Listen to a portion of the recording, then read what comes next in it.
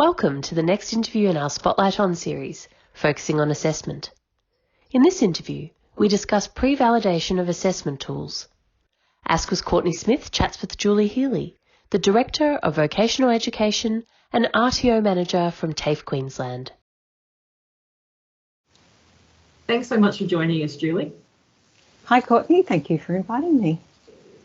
I think to everyone, obviously you work at TAFE, and so I think a lot of us would know the context in which you work.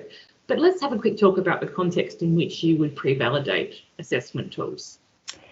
Yeah, well, TAFE Queensland being such a large RTO, we have, over 50 campuses across Queensland and, over 600 qualifications and accredited courses on ASCOPA registration and close to 2,000 educators. So, of course, for us, what is critical is having a robust quality assurance process that looks at that assessment of validation so that we can ensure that we're going to get a consistent assessment judgment. So to meet the standards for RTOs, in particular clause 1.8, ensuring that the assessment meets all of the unit requirements but also meets those principles and assessment rules of evidence, it's really important for us to undertake robust validation processes.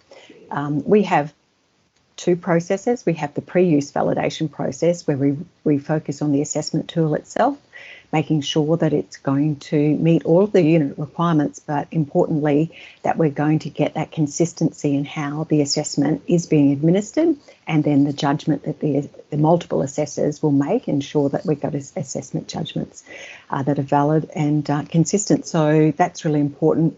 And of course, we have then the post-delivery validation component, which was more to meet the standards for RTOs, where we looked at the judgments themselves and ensure that they were robust and they followed the benchmarks and the instructions, etc., and the conditions were met. Obviously, being a large organisation, there are challenges in pre-validating assessment tools. And obviously, you'd be doing it across a range of campuses with a range of people. What are the challenges that you found in that pre-validation process, both in terms of the scale, but just in terms of pre-validating assessment tools? Yeah, look, it's a very complex process, and it's important that we have the subject matter experts involved in that validation process. So getting the teachers available and ensuring that they are engaged within the validation process. It's important that they're independent. They weren't the people that actually developed the assessment tools themselves. And then secondly, making sure that we've got a team. So we never validate just one person validating it. We would have a team of validators and they would have a range of different expertise. Having an LLN expert is really, really helpful if you can, because they often see it from a different perspective and can, contribute some really valuable feedback about how you can simplify the instructions, making it clear that the students can understand it. I think the other aspect is, of course, industry involvement.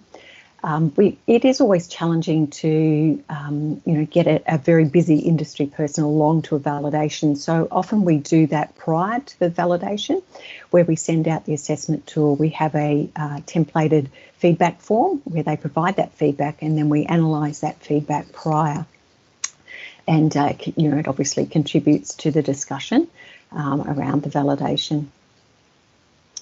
It is a costly exercise as well. So to get that number of people involved, it is a laborious task. We always allow 2 to 3 hours to undertake the process. So, if you think about how many units of competency and the multiple qualifications, it is a large investment.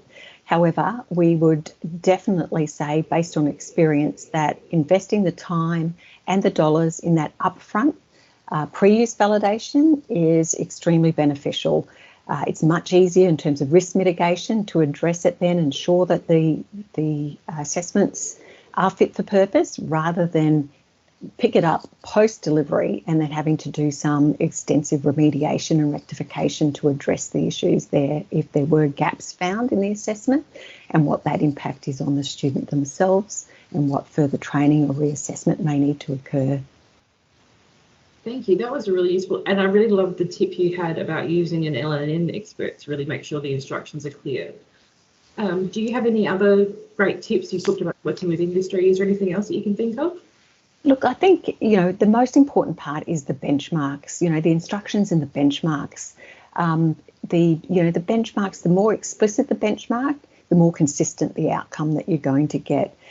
In some instances, if they're too brief or too vague, that's where you'll find that there's inconsistency. So having explicit benchmarks is really important. So that's probably that, and the instructions themselves. The instructions and the conditions need to be clear. They need to be extensive, so again that you can get that consistency in the process as well as then the judgments and the outcomes.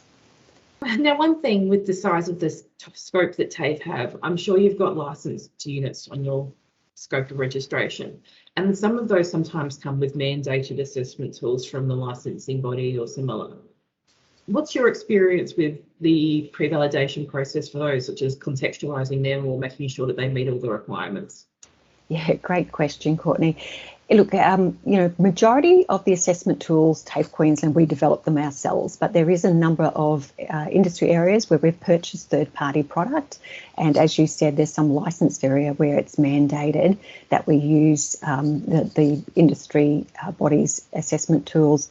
In all cases, we follow the exact same process. We still undertake that robust pre-use validation of assessment, same template, same checklists, etc. Probably based on experience, we would always find that there are often gaps, and we end up having an additional assessment tool that sort of tops it up to ensure that we are covering off all unit requirements. So I think, it's a really important step that all RTOs undertake, is don't take it as a given that the third-party product is going to meet all unit requirements. Sometimes there are some gaps. Easy fix, it's just an additional assessment component that we add and top up to ensure that we are meeting all the requirements and ensuring that we are, putting in competent students into the workplace. How do you find contextualising them for, say, your particular student cohort or similar?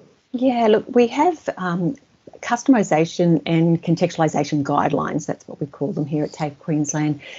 Contextualisation is where we, units might sit in multiple training packages, and so they need to be contextualised to meet the needs of that particular industry area. So classic example is probably, say, the infection control unit. That sits both within nursing, it sits within dental, it sits within aged care. The actual, processes, the actual tools that you might use, the relevance does differ from industry area. So you will need to contextualise it according to the qualification that it's sitting within.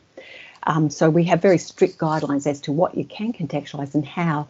The judgments themselves need to be consistent, they need to be comparable. So therefore the benchmarks themselves might be the same, or the assessment criteria is the same. It's the benchmarks that may vary. So, we'd be looking for that they're explicitly identifying the appropriate health infection control equipment or process for the different industry contexts.